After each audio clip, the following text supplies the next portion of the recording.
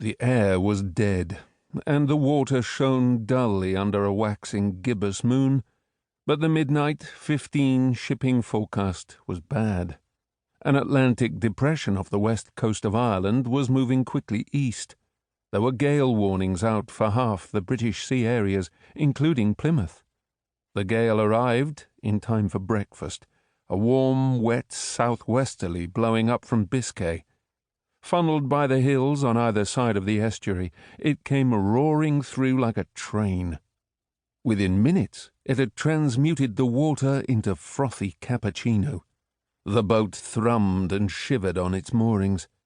Below, it felt as if one were squatting in the sound-box of an out-of-tune harp, with every shroud vibrating on a slightly different note, and the wooden frame answering the shrouds with a long, low, sympathetic groan. Outside, the two thick ropes which held the boat at the bows were as rigid as if they'd been cast in steel. It was all quite safe, but it meant a spell of enforced retirement from the world. There was no question of rowing ashore. The inflatable dinghy would have been blown straight upstream into the middle of Devonshire. So I gave myself up to a bunga-lonely life of pipe and slippers, pottering about the library, feeding the stove with charcoal, making a ritual to-do about having 11s at 11 and lunch sharp at 1.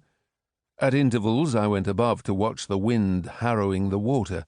Yesterday's birds, it seemed, had all been blown away. In the library I found one trophy to copy into my notebook. In Charles Darwin's The Voyage of the Beagle, there was a disenchanted account of his short stopover in the Falklands. This archipelago is situated in nearly the same latitude with the mouth of the Strait of Magellan. It covers a space of 120 by 60 geographical miles, and is a little more than half the size of Ireland. After the possession of these miserable islands had been contested by France, Spain, and England, they were left uninhabited. The government of Buenos Aires then sold them to a private individual, but likewise used them, as Spain had done before, for a penal